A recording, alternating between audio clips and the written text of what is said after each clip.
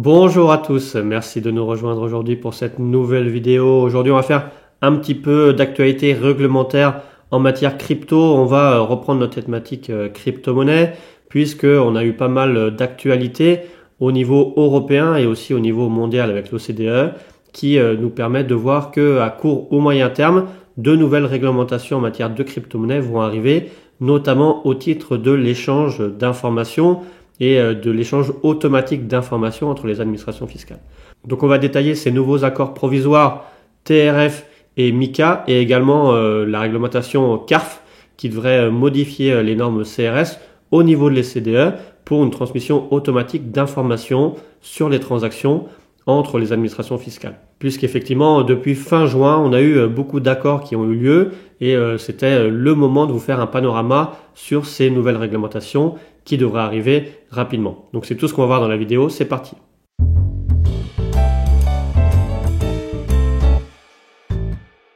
Alors effectivement, avant de commencer, comme d'habitude, likez, partagez, abonnez-vous pour qu'on puisse faire grossir notre chaîne le plus rapidement possible et vous apporter toujours plus de contenu gratuit en matière d'actualité fiscale et réglementaire. Et aujourd'hui, ce qui nous intéresse, c'est de faire ce panorama de ces trois nouvelles réglementations qui devraient arriver rapidement. Et on va commencer par la première réglementation, ce premier accord provisoire, cet accord TRF, qui va permettre la communication d'informations sur les transferts en matière de crypto-monnaie et de s'inscrire dans un cadre plus général de lutte contre le blanchiment de capitaux. Puisqu'on a eu un accord au niveau européen sur la possibilité en fait d'inclure les transferts de crypto-actifs sur les règles de transparence financière et de lutte contre le blanchiment de capitaux et de financement du terrorisme. Alors effectivement, dans cette communication et dans cet accord, finalement, il a été repris les règles du GAFI, donc du groupe d'action financière, qui a fait des recommandations spécifiques pour l'enregistrement des prestataires de services d'actifs numériques et également la transmission de certaines informations sur les transferts de crypto-actifs, afin qu'il y ait un système efficace de surveillance de toutes les transactions.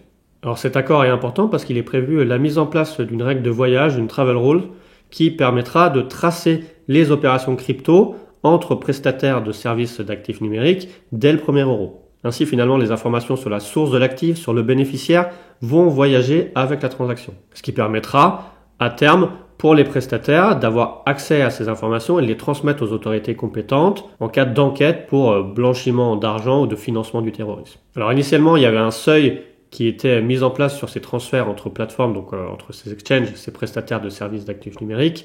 Là, on a carrément une traçabilité dès le premier euro qui permettra également à ces plateformes de bien vérifier que les bénéficiaires des fonds ne sont pas soumis à des mesures spécifiques ou à des sanctions. D'ailleurs, à terme, on devrait également avoir un registre public européen qui permettra de lister les plateformes qui ne mettent pas en place ces règles. Alors on l'a vu, il y a des obligations d'information dès le premier euro pour les échanges crypto-crypto entre plateformes, donc entre PSAN. Par contre, pour les échanges entre plateformes et ce qui est appelé les portefeuilles non hébergés, donc vos wallets type MetaMask ou vos clés Ledger, là, il y aura quand même une obligation d'information et de collecte d'informations par les prestataires lorsqu'il y aura des échanges entre ces portefeuilles non hébergés et les plateformes à partir d'un seuil de 1 000 euros. Donc c'est-à-dire dans les deux sens, soit sorti vers vos clés ou vos portefeuilles numériques ou dans l'autre sens, un transfert de vos clés ou de vos portefeuilles numériques aux plateformes, à ces exchanges. À partir du moment où les montants vont dépasser 1 000 euros, il y aura une collecte d'informations qui sera mise en place par ces prestataires. Ce qui permettra à ce prestataire de bien vérifier qui est le client derrière ces transferts. Et finalement, les seuls transferts qui ne seront pas soumis à ces obligations de transfert d'informations ou potentiellement à ces KYC, ça sera les transferts crypto-crypto entre portefeuilles non hébergés. Donc finalement, si vous restez sur la défi et qu'on reste sur des transactions entre particuliers en peer-to-peer, dans ce cas-là, il n'y aura pas de collecte d'informations. Donc on voit, c'est des mesures qui pourraient être assez restrictives et d'ailleurs le rapporteur sur la mise en place de cet accord a bien signifié que le but c'est effectivement d'avoir une traçabilité complète des opérations crypto-crypto grâce à ces mesures. Donc on voit, ça va permettre finalement, dès qu'il y a une opération sur des services centralisés, d'avoir une collecte d'informations dès le premier euro si c'est des échanges entre services centralisés, ou alors dès 1 000 euros si on est sur des échanges plateformes centralisées et vos wallets non hébergés. Et par contre, si vous restez sur des échanges entre particuliers, sans passer par des plateformes centralisées, dans ce cas-là, il n'y aura pas d'échange d'informations. Donc voilà, on a vu cette première norme TRF qui est encore un accord provisoire, qui doit encore mettre en place, et il faut qu'il y ait encore d'autres accords au niveau européen pour que ça soit mis en place. Ça va se calquer sur le calendrier de la réglementation MiCA qu'on va voir juste après, et ça devrait potentiellement ne pas arriver avant 2024, et en sachant que à terme il y aura également une étude pour voir si on peut pousser la collecte d'informations aux échanges avec les portefeuilles non hébergés. Ensuite, la deuxième réglementation, ce deuxième accord provisoire au niveau européen, c'est sur cette réglementation MiCA et qui vise finalement à donner un cadre européen sur le marché cryptoactif en Union européenne. Le but premier invoqué, c'est la protection des consommateurs, notamment par la réglementation des prestataires de services en matière de cryptoactifs, afin que la responsabilité de ces prestataires soit plus facilement engagée et qu'il y ait un remboursement plus facile des consommateurs en cas de crise ou de krach, comme on a pu voir avec le Luna.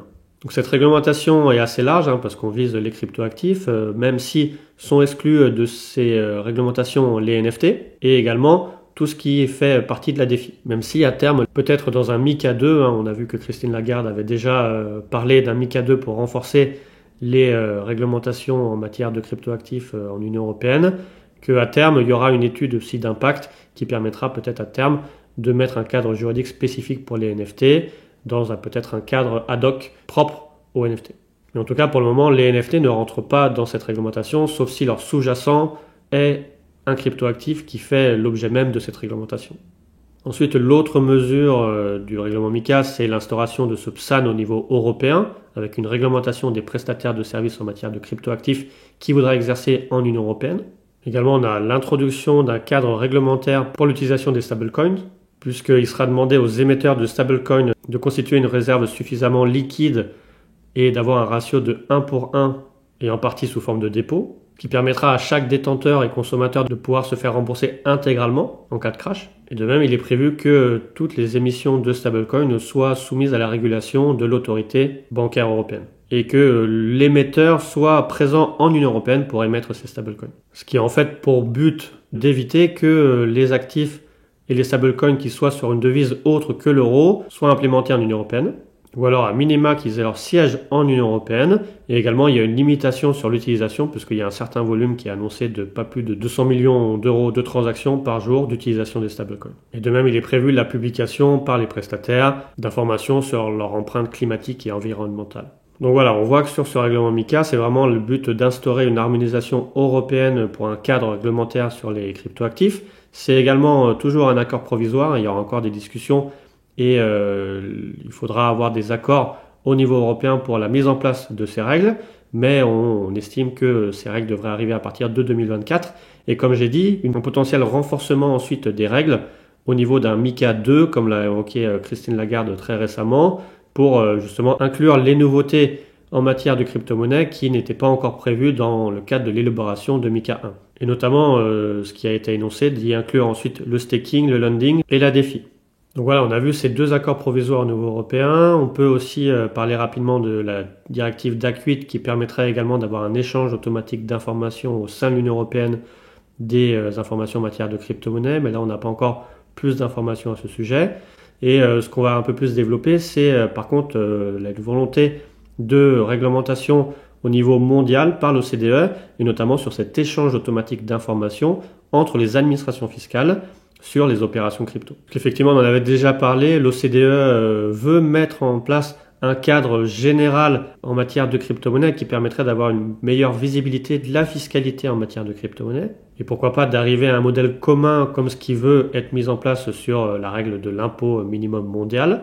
Et c'est pour ça que dernièrement, en mars 2022, l'OCDE a mis un rapport sur justement ces règles CARF d'échange automatique d'informations en matière de crypto-monnaie et a lancé une consultation publique dont la dernière réunion a eu lieu fin mai 2022 pour justement permettre d'avoir un retour des acteurs du marché des crypto-monnaies sur la mise en place de ce transfert d'informations entre les administrations fiscales sur certaines opérations en matière de crypto-monnaie. Parce que finalement, l'OCDE a bien pu voir qu'il y a ces normes CRS en matière d'échange automatique d'informations en matière bancaire, mais que la sphère cryptoactive ne permettait pas d'avoir accès à ces données. C'est pour ça que l'OCDE souhaite renforcer l'échange automatique d'informations.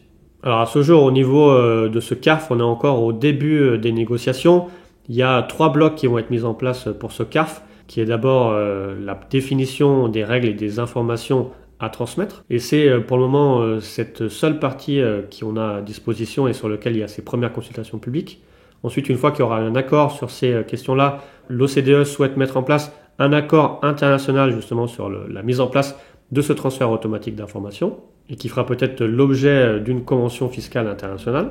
Et ensuite, en dernier point, tous les supports techniques pour justement arriver à faire ce transfert d'informations entre les administrations fiscales. Donc pour le moment, c'est que le premier bloc sur les informations à transmettre par les prestataires qui sont en discussion et qui sont en fait elles-mêmes divisées en 4 parties. Quel est le scope des cryptoactifs qui sont couvertes? Ensuite, quelles sont les prérogatives des intermédiaires justement sur la communication des informations? Ensuite, quelles sont les opérations qui doivent être reportées? Et ensuite, quelles sont toutes les mesures de contrôle et les due diligence à faire et à mettre en place par ces intermédiaires? Alors pour le scope, le but c'est d'avoir une assiette la plus large de cryptoactifs qui soit inclus dans cet échange automatique d'informations et notamment d'y inclure les stablecoins et les NFT. Pour les intermédiaires qui vont être soumis ensuite à ces obligations, c'est tous les intermédiaires qui vont permettre les transactions en matière de crypto-monnaie, ce qui les obligera à faire des reports d'informations et à mettre en place des KYC pour des demandes des collectes d'informations. Ensuite, on aura sûrement une définition un peu plus stricte de savoir quels sont précisément les intermédiaires et notamment si ces échanges d'informations pourraient s'appliquer à la DeFi et aux échanges décentralisés. Ensuite, sur les informations qui seront reportées, il y a plusieurs informations. Il y a d'abord les échanges entre crypto et monnaie fiat, donc euro-dollar. Ensuite, les échanges crypto-crypto. Également, les paiements en crypto pour des biens et des services. Et également, tout transfert de cryptoactifs. Ce qui permettra de communiquer ces informations de transaction et ces informations sur les clients aux administrations fiscales pour un échange automatique d'informations entre les administrations fiscales. Ensuite, sur le dernier point, les intermédiaires devront aussi mettre en place des contrôles et vérification des informations pour déterminer l'identité des utilisateurs et leur résidence fiscale. Donc on a déjà un petit peu d'informations sur cet échange automatique d'informations. On voit quelles sont les transactions qui vont être échangées, par quel intermédiaire et sur quel cryptoactif. L'OCDE n'a pas encore communiqué sur comment seront collectées ces informations, sur les moyens techniques d'échange de ces informations et également sur les accords multilatéraux qu'il faudra mettre en place pour permettre cet échange automatique d'informations entre les administrations fiscales des différents pays qui seront signataires de cet accord. En tout cas, il est déjà prévu qu'en octobre 2022, on ait un rapport qui permette d'avoir plus d'informations et peut-être des informations définitives sur la mise en place de cet échange automatique d'informations. Donc voilà, on a terminé sur les explications sur ces nouveautés réglementaires qui vont arriver à court ou moyen terme. On a comme horizon peut-être 2024 de ces mises en place de transfert d'informations ou de collecte d'informations par les intermédiaires avec des normes au niveau européen et aussi au niveau mondial qui vont être mises en place justement pour tracer les opérations crypto et justement ces échanges crypto sur à peu près toutes les transactions. Donc on rappelle que c'est au niveau européen encore des accords provisoires qui devront encore être mis en place et acceptés de manière définitive par les États membres et au niveau mondial que c'est un accord en construction qui devra être aussi mis en place dans le cadre des conventions entre États participants à cette mesure CARF et qui permettra à terme d'avoir un échange automatique d'informations entre les administrations fiscales.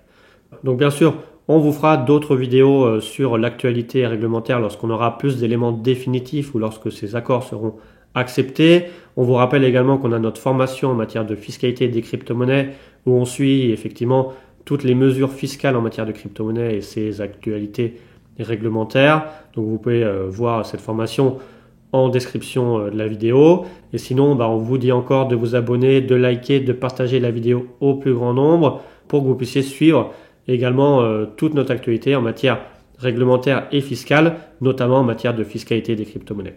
Donc on vous dit encore merci d'avoir suivi la vidéo et à bientôt.